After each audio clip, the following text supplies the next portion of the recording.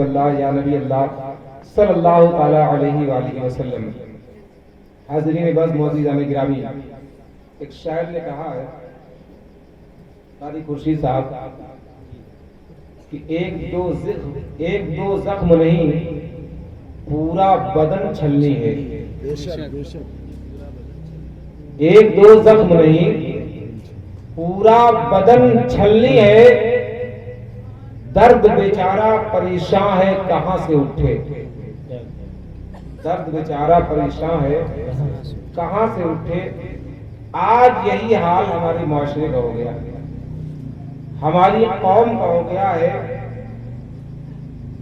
ہم کس چیز کی اصلاح کریں علماء کرام؟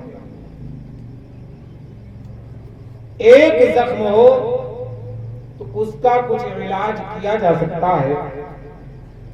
آج جو دیکھنے میں آ رہا ہے کہ پورا بدن ہی چھلنی ہے، کہاں سے میں شروع کروں میں خود نہیں سمجھ پا رہا ہوں۔ آپ میلاد النبی میں آئے ہیں، اللہ والے کے آستانے کے سامنے آئے ہیں، بزم رسول ہے یہ جان کر کے آئے ہیں، اس کے باوجود بھی ہمارے نوجوان کے سروں پہ ٹوپیاں نہیں ہیں۔ اب یہ بتانے والی بات ہے کہ بھائی صاحب جا رہے ہو تو ٹوپی لگا کے جائیے۔ دنیا جانتی ہے کہ ہم ایسی محفلوں میں جائیں تو ادب لحاظ کو ملحوظ رکھیں، اپنے سروں کو ڈھانپ کے رکھیں تاکہ ہمارا شمار ادب کرنے والوں میں ہو جائے۔ آج نوجوان کی اصلاح کی جائے، بوڑھا یہ کہتا ہے کہ نوجوان بگڑا ہوا، اور نوجوان کہہ رہا ہے کہ بوڑھا بگڑا ہوا۔ اور حقیقت بات ہے، نہ یہ کم ہے نہ وہ کم ہے، اور حد تو یہ ہے کہ یہ نہ عوام درست ہے اور نہ ہی یہ خواص درست ہے۔ ہمارے اندر بھی کمیاں ہیں، ایسا نہیں ہے۔ جو جس جگہ پر ہے وہ اپنی ذمہ داریوں کو نبھا نہیں پا رہا۔ صرف ایک ہی بات ہے، ایک دوسرے پر انگلی اٹھانے کی کوشش ہو رہی ہے۔ اصلاح معاشرہ پر بہت سارے پروگرام ہو رہے ہیں اور ہو رہے ہیں، لیکن اصلاح نہیں ہو رہی ہے۔ کیوں نہیں ہو رہی ہے؟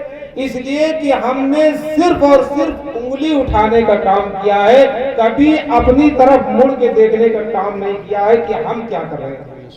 ہمارے علماء یہاں سے آواز اٹھاتے ہیں، عوام بگڑی ہوئی ہے، نوجوان بگڑا ہوا ہے، بوڑھا بگڑا ہوا ہے، عورتیں بگڑی ہوئی ہیں، اور ادھر سے آواز آتی ہے مولانا بگڑا ہوا ہے۔ اور حقیقت ہے مولانا بگڑا ہوا ہے۔ آپ ایک نہیں نہ جانے کتنے کو آپ دیکھے ہوں گے، اذان ہو رہی مولانا جا رہا ہے، حافظ جی جا رہے ہیں، نہ جانے کیسی کیسی باتیں ہمارے اندر ہیں۔ اللہ ہم سب کو ہدایت نصیب فرمائے۔ تو میں گزارش کروں گا کہ بجائے کسی پر انگلی اٹھانے کے، ہر آدمی اپنی ذمہ داری کا احساس کرے کہ ہماری ذمہ داری کیا ہے۔ ہر آدمی ذمہ دار ہے اپنی جگہ پر۔ ایک باپ ہے تو وہ اپنی ذمہ داری کا احساس کرے کہ میں اپنی اولادوں کی پرورش کیسے کروں، ان کی تربیت کیسے کروں، کیسے میں اپنی اولاد کو پروان چڑھاؤں۔ یہ ایک باپ کی ذمہ داری ہوتی ہے۔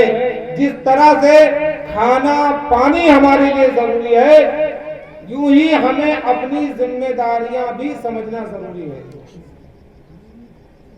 اور ہر آدمی اگر ذمہ داری سمجھ لے، ایک امام کی کیا ذمہ داری ہے، ایک امام سمجھ جائے، ایک مقتدی کی ذمہ داری کیا ہے مقتدی سمجھ جائے، ایک شاگرد کی کیا ذمہ داری بنتی ہے وہ اپنی ذمہ داری سمجھ جائے، ایک اگر مدرس کی کیا ذمہ داری ہے وہ سمجھ جائے، سارا مسئلہ ہی حل ہو جائے، کسی سے کچھ کہنے کی ضرورت ہی نہیں ہے۔ تو آج کے اس عرس پاک کی تقریب میں آنے والوں، میں آپ سے گزارش کروں گا، آپ جس لیول کے ہیں، جس حیثیت کے ہیں، جو بھی آپ پر ذمہ داری ہے، اس ذمہ داری کو محسوس کرنے کی ضرورت ہے، اس کو محسوس کر کے یہاں سے جائیں۔ اور وعدہ کر کے جائیں کہ ہم انشاءاللہ اب آئندہ جو ہماری ذمہ داریاں ہیں، جو ہماری زندگی بچی کھچی ہے، اس کو اپنی ذمہ داری کو نبھانے کی کوشش کروں گا۔ ایک باپ اپنے اولاد کی اچھی تربیت کرے، ایک اولاد اپنے ماں باپ کے احکامات کو ماننے کی کوشش کرے، ان کے بتائے ہوئے دشا نردیش پر عمل کر کے اپنی زندگی گزارنے کی کوشش کرے، یہ اولاد کی ذمہ داری۔ ایک استاد اپنے شاگرد کو اچھی تعلیم و تربیت دے، اور ایک شاگرد کی یہ ذمہ داری ہوتی ہے کہ وہ بھی اپنے استاد کا احترام کرے۔ آج ہم دیکھ رہے ہیں شاگرد آگے بیٹھتا ہے اسٹیج پر اور استاد لوگ پیچھے جا رہے ہیں بیچارے۔ یہ اور بات ہے کہ جو خاموش کھڑے رہتے ہیں، پھر بھی جو لوگ بڑے ہیں وہ بڑے رہتے ہیں، وہ اسی چکر میں لگے ہوئے ہیں اور معاملہ الٹا ہی ہو رہا ہے۔ تو بہرحال ان باتوں سے ہم سبھی حضرات کو پرہیز کرنے کی ضرورت ہے۔ یہ اولیاء کرام کی مزار پر ہم آئے ہوئے ہیں۔ آخری بات کہہ کے میں اپنی گفتگو کو ختم کرنے کی کوشش کروں۔ اللہ ہم سب کو ہدایت نصیب فرمائے۔ میں خطاب نہیں کر رہا ہوں، میں صرف آپ سے کچھ آپسی باتیں کر رہا ہوں۔ نہ میں نے ایک حدیث پڑھا ہے، نہ میں نے کوئی واقعہ بیان کیا ہے، اور واقعہ بیان کرنا میں پسند بھی نہیں کرتا ہوں۔ ہمارے علماء کرام نے آپ کو اتنا جنتی بنا دیا ہے، اتنا جنتی بنا دیا ہے کہ بس ایک بار سبحان اللہ کہو جنت میں درخت لگ جائے گا، ایک بار اور سبحان اللہ کہو 2 درخت لگ جائے گا۔ اور جو ایک بار سبحان اللہ کہنے سے ہی جنت مل جائے گی تو یہ بھی سوچتے یار کیا ضرورت ہے، حافظ عمر صاحب بتا رہے ہیں کہ نماز پڑھا کرو، قرآن پڑھا کرو، ماں باپ کا احترام کیا کرو۔ بس میلاد میں جائیں گے، شہید مرد بابا کے عرس میں سبحان اللہ نعرے تکبیر کر کے چلے آئیں گے، بیڑا پار ہو جائے گا۔ ایسا کرنے سے اگر بیڑا پار ہو جائے تو ہم بھی شروع ہیں بھائی، ایسا نہیں ہے۔ عمل سے زندگی بنتی ہے، جنت بھی جہنم بھی۔ یہ انسان اپنی فطرت سے نہ نوری ہے نہ ناری ہے۔ تو عزیزان محترم، اپنے اعمال کو سنوارنے کی کوشش کرو۔ یہ جلسے جو ہوتے ہیں اسی لیے ہوتے ہیں کہ یہاں سے پیغام حاصل کریں۔ سبحان اللہ، الحمدللہ، نعرے تکبیر بہت کر چکے ہیں۔ آج پورے ملک میں ہم سے زیادہ کوئی جلسہ نہیں کرتا۔ ہم سے مراد ہم سنیوں سے زیادہ نہیں، سوچا یہ کب جلسہ مجھے لگا۔ ہم سنیوں سے زیادہ کوئی جلسہ کرتا ہے، جہاں دیکھو وہی جلسہ ہو رہا ہے، جہاں دیکھو وہی جلسہ ہو رہا ہے۔ نہ اتنا شیعوں کا جلسہ پائیں گے، نہ دیوبندیوں کا جلسہ پائیں گے، نہ اہل حدیث کا جلسہ پائیں گے، جتنا ہمارا ہوتا ہے۔ لیکن جتنا زیادہ ہمارا جلسہ ہو رہا ہے اتنا ہی ہماری قوم جاہل بھی ہے کہ نہیں؟ بے نمازی سب سے زیادہ ہم ہی میں ہے، بے عمل سب سے زیادہ ہم ہی لوگوں میں ہے۔ تو کیا فائدہ ہوا؟ ہم نے جو ہے صرف ہوا میں تیر مارا ہے۔ ہمارے خطبہ جب شروع ہو جائیں گے راجدھانی پھیل ہو جائے گی، کیا عوام کو سبق ملے گا؟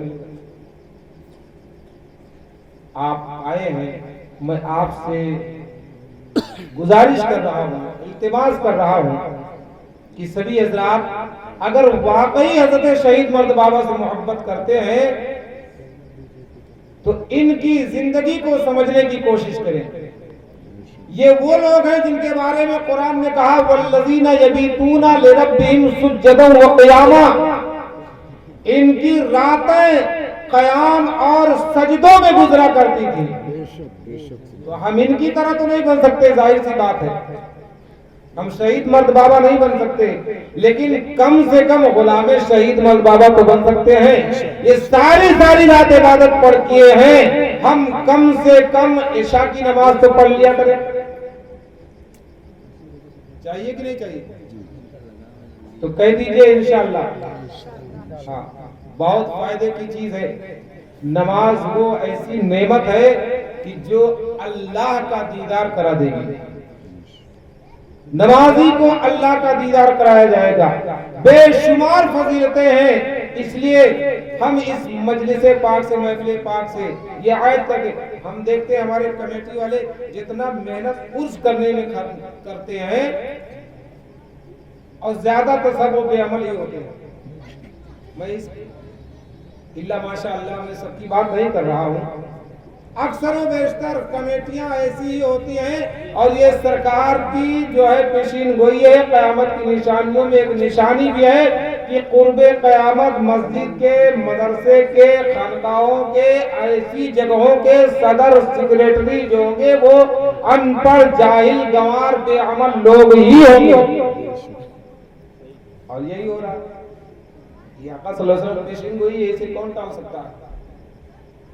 تو بہرحال اللہ رب العزت کا فرمان ہے وَأَنفِقُوا مِمَّا رَزَقْنَاكُم مِّن قَبْلِ أَن يَأْتِيَ أَحَدَكُمُ الْمَوْتُ فَيَقُولَ رَبِّ لَوْلَا أَخَّرْتَنِي إِلَىٰ أَجَلٍ قَرِيبٍ فَأَصَّدَّقَ وَأَكُن مِّنَ الصَّالِحِينَ. بس ایک ترجمہ سن لیں، اس کے بعد میں میری گفتگو ختم.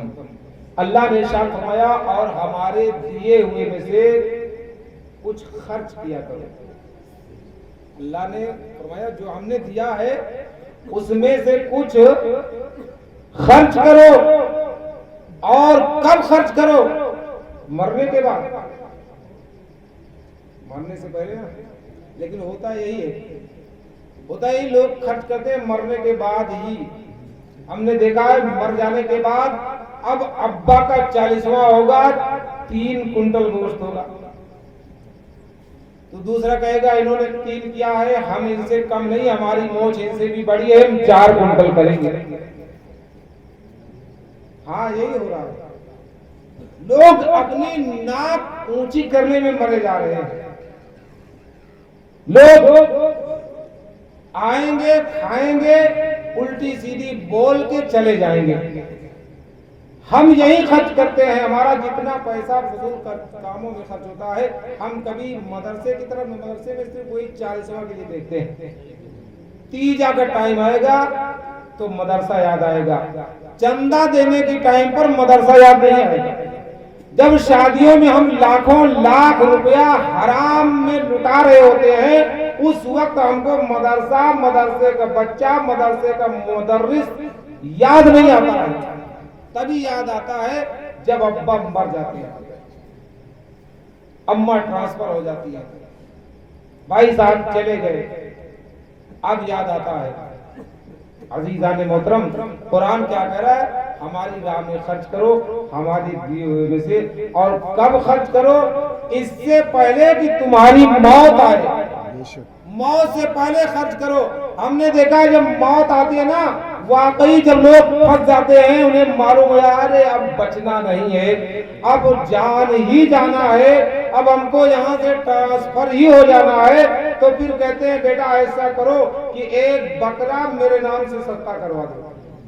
آتے ہیں ہمارے یہاں سے، آپ کے یہاں بھی آتے ہیں مدد سے. ہاں صدقہ.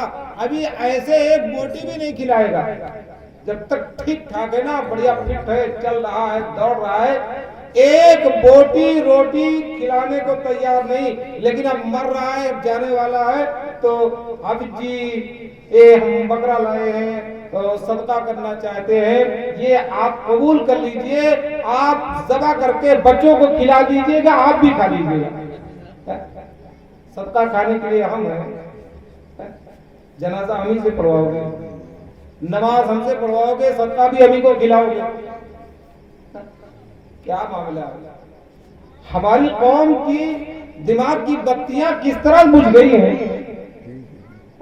امام وہ ہونا چاہیے جو بالکل فریش ہو، اور ہم اس کو صدقہ کھلا رہے ہیں، زکوٰۃ کھلانا چاہتے ہیں، اسی کا پیسہ ان کو دینا چاہتے ہیں. اپنا جو جیب کا پیسہ ہے، جو بالکل فریش پیسہ ہے، اس کو بینک میں ڈالیں گا، اور جو بچا کچا ہوا ہے نا ادھر ادھر کا، ہاں حضرات ہاں اب مصافحہ کر لیجیے، السلام علیکم. مصافحہ وہی ہو رہا ہے. اپنے نیتوں کو درست کرو. قرآن کیا کہہ رہا ہے؟ مرنے سے پہلے خرچ کرو، اپنے اعمال سنوار کے جاؤ، ورنہ کیا ہوگا جب موت گلے میں اٹک جائے گی نا، کلا اذا بلغت التراقی وقیل من راق وظن انہ الفراق ہاں جب جان آگے گلے میں اٹک جائے گی اور اٹک جاتی ہے تو کہا جاتا ہے بلاؤ کسی پڑھنے والے کو، بلاؤ سورہ یاسین پڑھنے والے کو بلاؤ، قرآن پڑھنے والے کو آئے سورہ یاسین آگے پڑھ دے۔ اب سورہ یاسین یاد آ رہی، کب؟ جب جان گلے میں اٹک گئی تب۔ اس سے پہلے کہ یہ وقت آئے ہمیں اپنی مکمل طور سے تیاری کر لینی ہے۔ مجھے جو وقت دیا گیا تھا مکمل ہو چکا ہے اور میری بات بھی غالباً مکمل ہو چکی ہے، تو اللہ کے قرآن نے ہمیں اعلان فرما دیا کہ ہمارے دیے میں سے خرچ کرو اور مرنے سے پہلے خرچ کرو، پچھتانا نہ پڑے مرنے کے وقت، کیونکہ بندہ اس وقت اللہ کی بارگاہ میں التجا کرتا ہے جب مرنے لگتا ہے، مولا ہمیں تھوڑی سی مہلت دے دے، تھوڑی سی مہلت دے دے۔ اللہ پوچھے گا کیوں مہلت دے دوں؟ تو وہ کہے گا مولا میں صدقہ کر لیتا تاکہ میں بھی نیکوں میں ہو جاتا، میں صدقہ کر لیتا۔ اگر اس وقت مل جائے مہلت اس آدمی کو نو تو وہ اپنا پورا گھر لٹا دے، جس وقت یہ بات ہو رہی ہے مرنے کی طرح۔ لیکن اب وَلَن يُؤَخِّرَ اللَّهُ نَفْسًا اِذَا جَاءَ أَجَلُهَا، اب ٹائم پورا ہو گیا تو پھر ایک سیکنڈ نہ آگے نہ پیچھے کوئی موقع نہیں ملنے والا ہے۔ تمہیں دنیا میں موقع دیا تھا، تمہاری اصلاح کے لیے علماء کو بھیجا تھا، تمہاری ہدایت کے لیے قرآن کو بھیجا تھا، تم نے ان پر عمل نہ کیا اور اب موقع تلاش کر رہے ہو۔ اللہ ہم سب کو ہدایت نصیب فرمائے۔